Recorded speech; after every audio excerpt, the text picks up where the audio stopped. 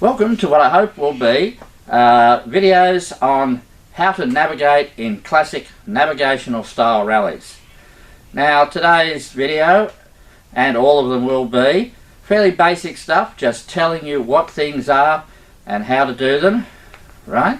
So in today's video it's really just an introduction to talk about terminology and to set up for the rest of the videos. So let's talk about sort of abbreviations and terminology that you might need to come across in an event. Route instructions. Now, route instructions come in all sorts of ways. This is an example. It's just a staple together pieces of paper, and sometimes they're called a road book, sometimes they're called competitors' instructions, and they'll be issued to you at the start, and they're how you're going to navigate around the event. Now, alright, a section. What is a section? Well, a section is part of the event. So at the very start, you're starting from the control point and you're travelling to another control point that may be 30 k's down the road. That will be a section, from a main control to a main control.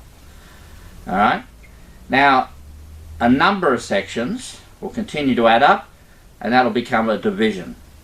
Now, division is, generally speaking, the start to lunchtime.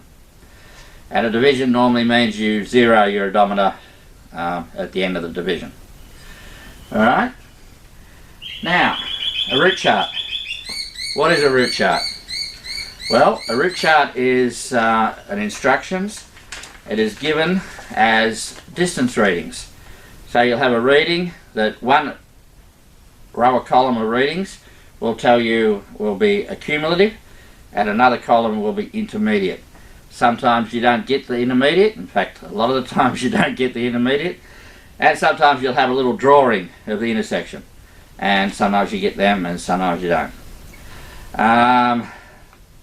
So it'll, for example, it might say in 1.5 kilometres turn right. So that's what a route chart is.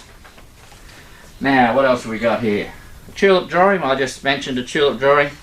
That is a tulip drawing there, and it's basically just a drawing of the intersection that you might be going through.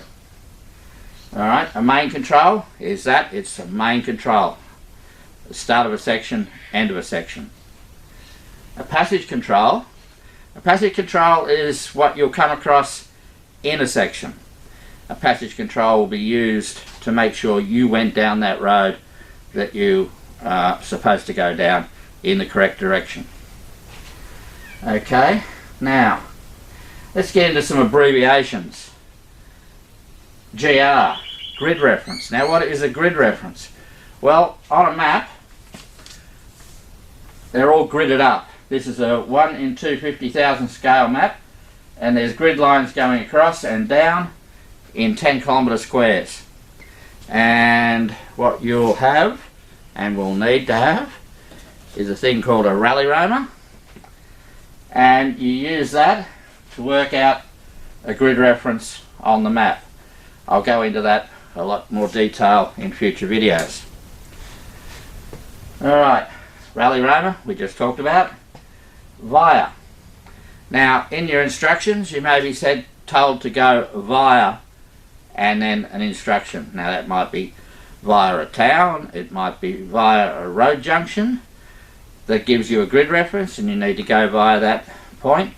So the word via will appear in the front of everything you need to go through, or plot or whatever. Compass bearing. Alright, now again in the instructions you may be given a bearing. Now it might say something along the lines of take a bearing of 30 degrees off a town centre or a little dot on the map or a grid reference location. It'll be a location of some description. You use this sort of gadget, which I'm not sure what they call them. Protractor, is it? Don't know. Have to go back to my school days for that one. It basically gives you 360 degrees. You lay it on the map, the little centre point over whatever you've been told to, and you take a bearing of whatever the bearing might be, and then you draw a line along it, and you'll be given 2 of those, and where those lines cross is where you need to go, and that'll be called that'll be a via point. Alright, what else have we got? Map trace. What is a map trace? Well, map traces can be a bit tricky. This is a map trace. It is literally a tracing of a piece of road that is somewhere on this map. Now, you will be given, in some cases you'll be given the start of it, simple as that. But this won't be on your map in the same scale, or in your instructions in the same scale. It won't be in your instructions orientated as it is on the map. So you need to visualise that, and it is a tracing of where you're going to go. So any off roads or other roads are not on here. So it's just a tracing of where you need to go. Now a lot of these will tell you that the start is within 5 kilometres of your current location, or the finish. These can be very tricky to find. They're a bit of a nemesis for me, and a lot of people. I was once in an event that had the whole field of cars sitting for an hour on the side of the road trying to find a map trace. A little trick for looking for map traces: go to the next section and see if there's a defined point at the start of the next section. That may well give you the end point of this map trace. I'll go into map traces again in future videos in great detail. Alright, herringbone. What's a herringbone? Oh my goodness, what's a herringbone? Well, a herringbone is a representation of a road by a straight line, an arrow, start point, and it will have points on it, and it represents a road. Again, in most cases I think you'll probably be given the start of that point. They'll be mapped and unmapped. Herringbones, mostly they'll be mapped. Again, I'll go into what a herringbone is in fine detail in another video. Alright, entry direction, exit direction. Now you'll be given in the instructions, you might be told to go to a grid reference. It might be road junction, RJ, grid reference, GF, and an 8-digit figure that represents the grid reference on your map. I'll go into that, like I said, in future videos. But then it will say enter from the north or exit to the south. So you need to find that location and then find, now for the most part you'll look at the map and you need to find on the map where it says north. In a lot of maps, in the case of this map, the grid lines are north, south, east and west. That makes it a lot easier. Now I've made this for just as an example. It has all the various compass points on it. Again, don't take these literally. If the road is going up and it's not absolutely 100% in line with the grid lines, it's still the road you're looking for. Enter from the north, for that example.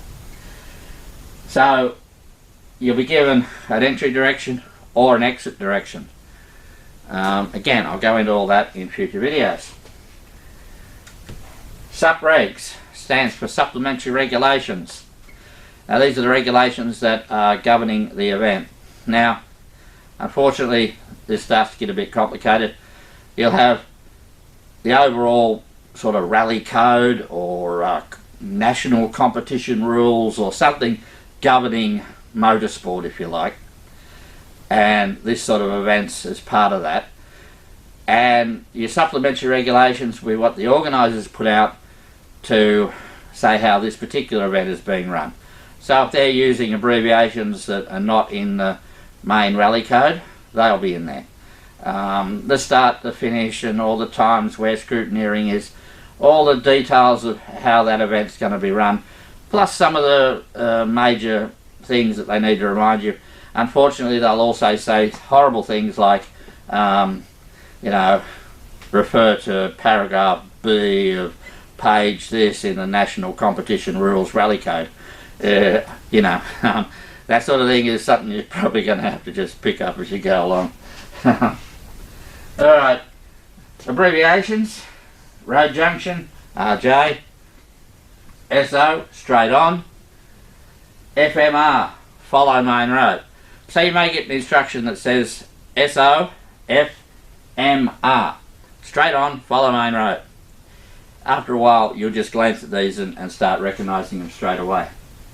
Turn right, TR; turn left, TL. Alright, out of bounds.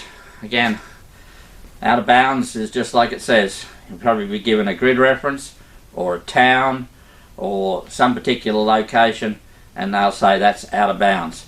So you won't be able to plot your route on where you want to go and go through that particular area.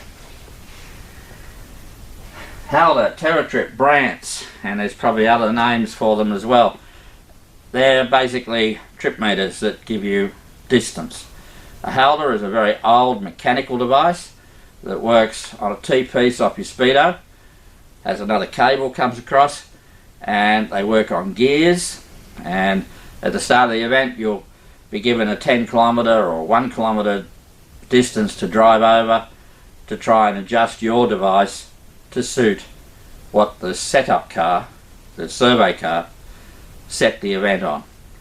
Now the survey car might have read 9.99 over 10 k's, and so now some of these things can be finely adjusted down to that, but things like Halders have got mechanical gears in them, and you can only get them as close as you can get them.